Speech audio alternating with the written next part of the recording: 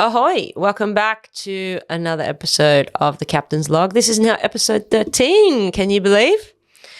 My name's Rix Lee. I am a systems thinker and strategic designer. I work with organizations to go through large complex change, work with leadership and their teams to navigate change and uncertainty.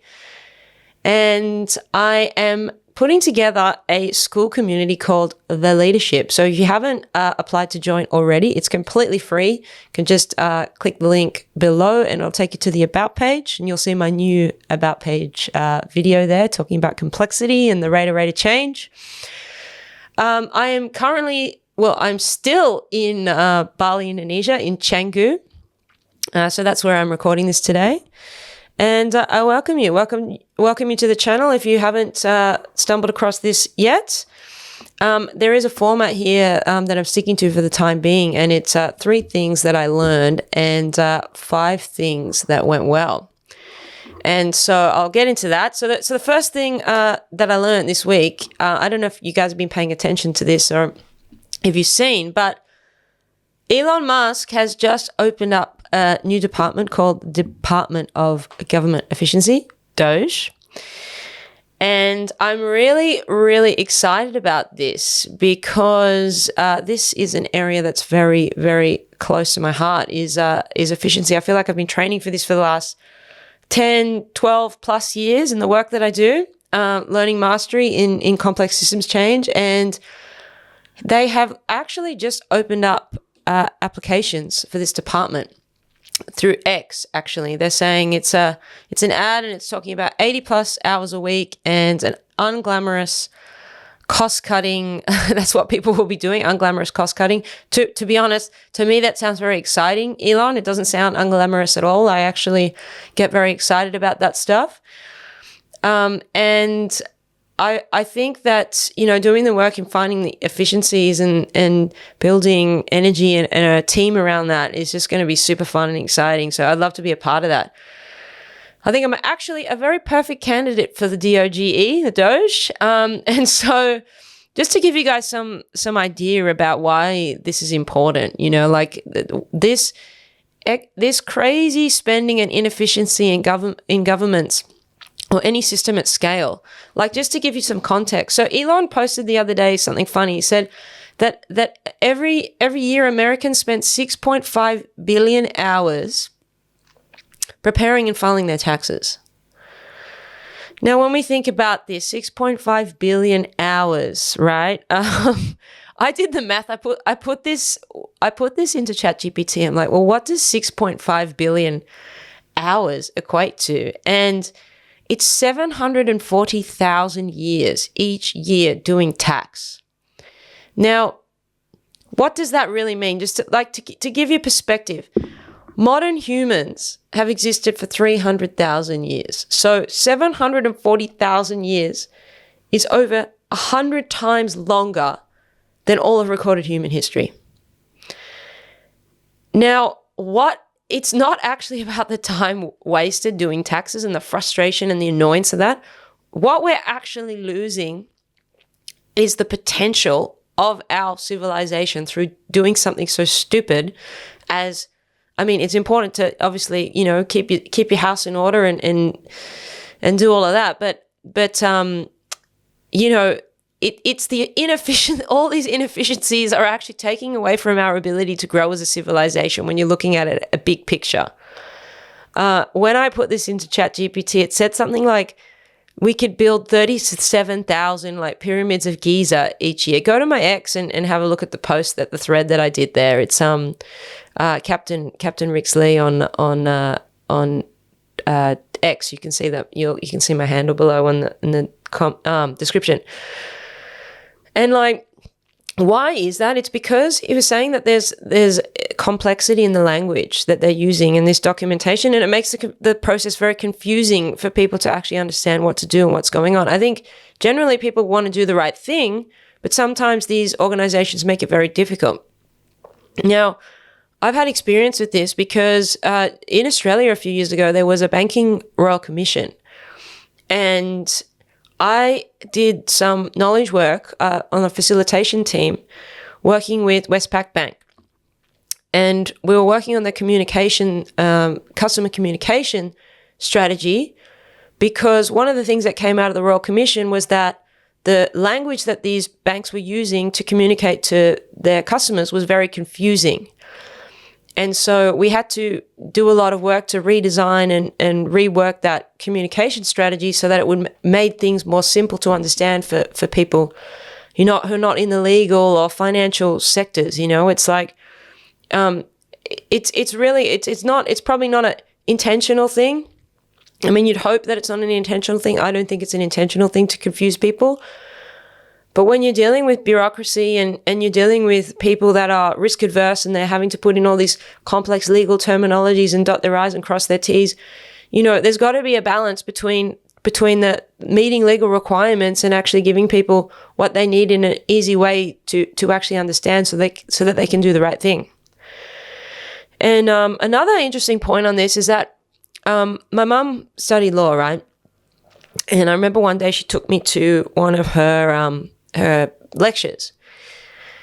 And in the lecture, they were playing a video of a famous lawyer. I think he was a barrister or a litigator or something, but he spent a lot of time in the courtroom.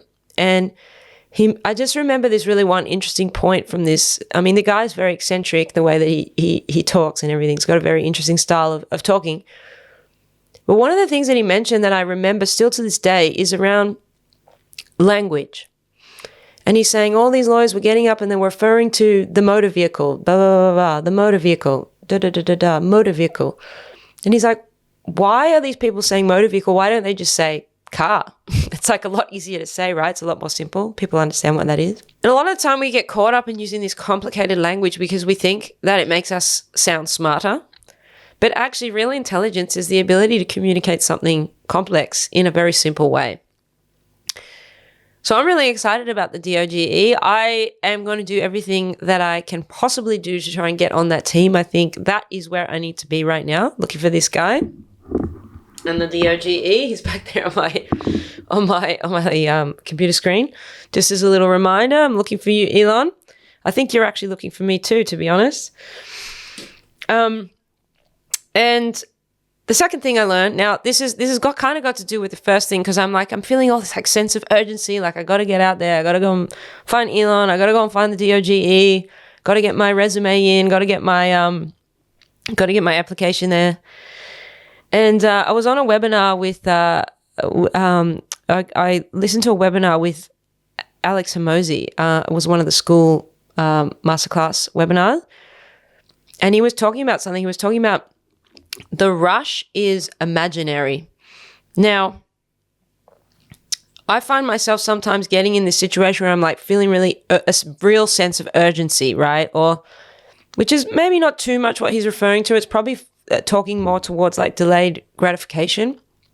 Like your success is coming from all the little things that you do, all the monotonous things that you do. And every day we're like stacking bricks and we're getting improvements. So every day we're stacking those bricks and we're getting those little improvements. And we don't need to rush to the finish line.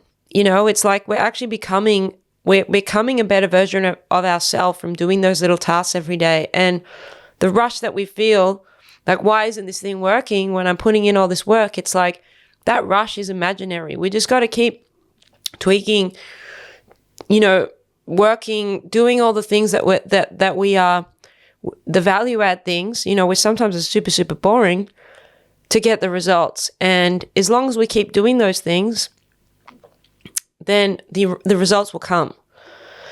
Obviously, if you're doing pointless things that are not contributing to the end result, I mean, you've got to look at what you're doing. But there are things that are super, super boring that you're doing day to day, like writing content maybe sometimes for some people is really monotonous. Building courses, doing reach out, cold email reach out, doing all these little things, like surely over time compounding, something is going to happen. So if you're baking a turkey, don't take it out of the oven too soon. It takes some time to bake a turkey. And he gave this really awesome analogy. It was actually a Japanese parable. So this young guy goes into a samurai master, wants to be a samurai. And he says to the samurai master, how long will it take me to be a samurai? Because the samurai master said, well, it's going to take you 10 years. The guy's like, well, okay, what if I come in early? What if I do the extra work? What if I do all this extracurricular stuff, stay back late? The samurai master replies and says, well, then in that case, it's going to take you 20 years. The guy's like, well, why? And the samurai master was like, well, the art of being a samurai is to be completely present. And if you're super focused on the future and super rushed to trying to get to be a samurai, then it's going to take you longer to get there because you need to learn to be present to be a samurai. And I think that's a really good parable, because it's so true. It's like we want to get the thing where it can be super focused on the outcome rather than being present in doing the quality and sticking to the plan. And that's not to say to don't have a vision or don't have something to focus on what's the future world that you're creating, the vision. But it's like, what are all those little things that you can do on a day-to-day basis? Because we're not trying to get there, right? We're not trying to go there. We're trying to bring a little bit more of here, each day. And if we can do that, then we can be present while we're focusing on the vision, because it's in the day-to-day things that we do that will bring our vision here. And, that and that there's so much on that. Like Matt and Gail have got an axiom. It's you can't get there from here, but you can get here from there. So obviously you do need to have a vision, but it's really about being focused and present in the day-to-day. The rush is imaginary. Thank you for that one, Alex Amosi. I love that. And the third thing is, and it kind of flows on from the last thing, and it's around progress. And sometimes you're not able to see your progress when you're in it. But when you can compare like time periods, then you can actually see it quite clearly. Like, I'll give you an example of this. So this last year, I've spoken about this a few times where I've actually lost quite a lot of weight. I've lost like 13 kilos. I was in the pits. I literally, like, over COVID and everything, I got quite down. I was, a little bit, with all the things, all the vaccine stuff, all the losing client opportunities and contracts because I didn't get the vaccine, and not having my network and my opportunity to go out and do workshop and do these things because it had all kind of been taken. And obviously this stuff to me is so exciting and I love it so much, and it really, really impacted me on an emotional level, like not being able to do the thing that I love and that I'm passionate about, having to was quite stressful for a lot of business owners. I ended up getting really unhealthy, and a year later, I just took a photo of myself. I'm doing a meal plan, nutrition plan I've mentioned to you guys last week. And I had the photo and I looked at the two photos together and I'm like, wow, there's such a difference. It's not only in the weight loss, but my whole structure.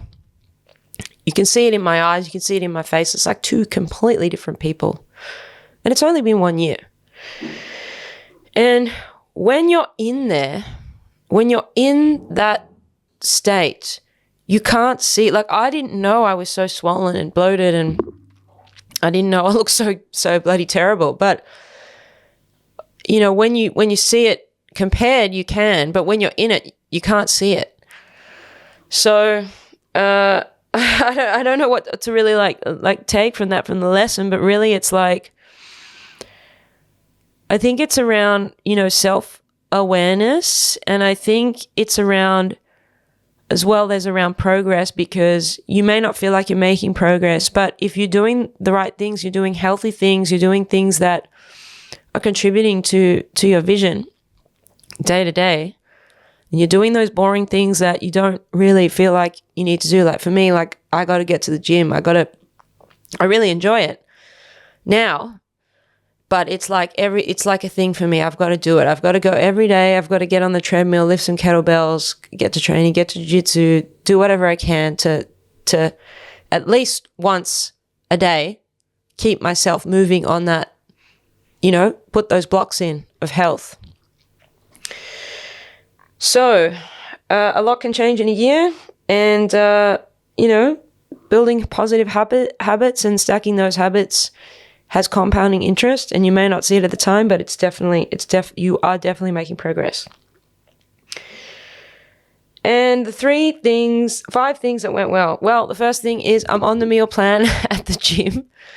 It's super boring as well. It's boiled chicken pretty much, and rice and vegetables. Most of the time I get a smoothie at 3 p.m. every day. So I'm eating at exactly the same times. And I was so bored before I started the meal plan because I was doing the same things every day. And because instead of running away from it and trying to doing something different, I went deeper into it. I leaned more into it. I'm like, okay, cool.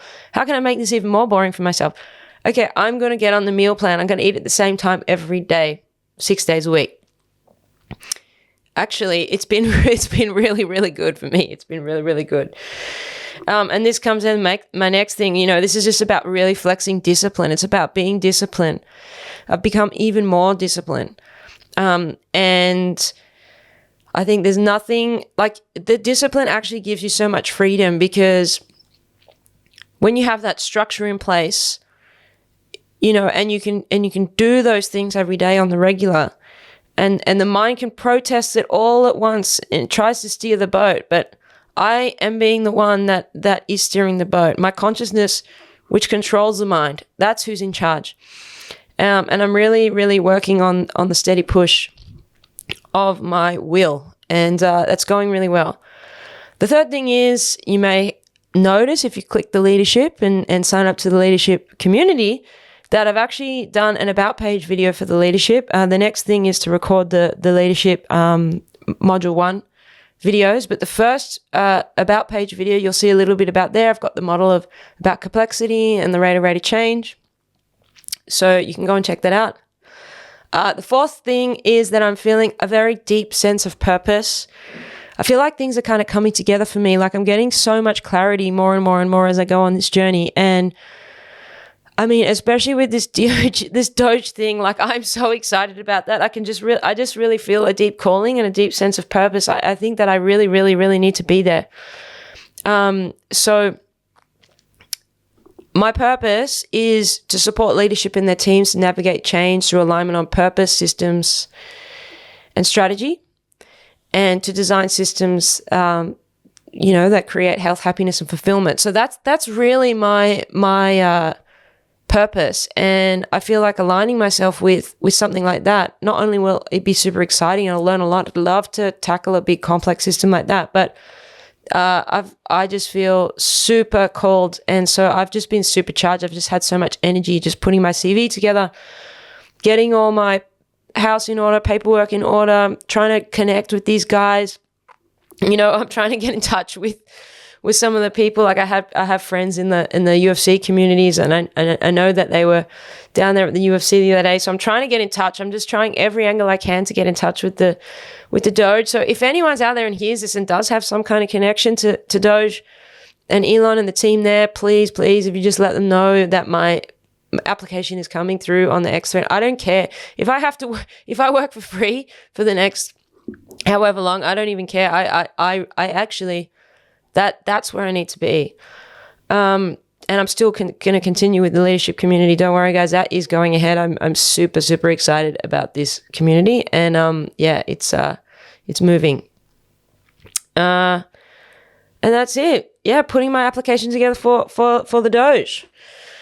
So that's it. That's it from me this week, guys. And I'm sorry that's a little bit late off the mark, obviously, because I was trying to get my stuff together for this application. So this is now Tuesday. I'm releasing this, where I normally get this out on I've decided to do them on Monday mornings, not Sunday evening. I think Sunday evening was a little bit tricky with end of the weekend and everything. So that's it from the leadership and the captain's log this week from Canggu in Bali, Indonesia. If you haven't already, sign up to the leadership. Follow me on X, follow me on Instagram. I think I'm moving more towards X and LinkedIn these days. So if you don't already, please just hit the link below and find me on those platforms. I'm going to be posting a bit more stuff and a lot of response to what's some of these threads that are going up on the DOGE channel on X. And that's it from me. Hope you guys have a great week. Keep those anchors in. Get to the gym. Look after yourselves. Get those healthy habits in. Focus on the important things. And I will see you next week. Hold fast.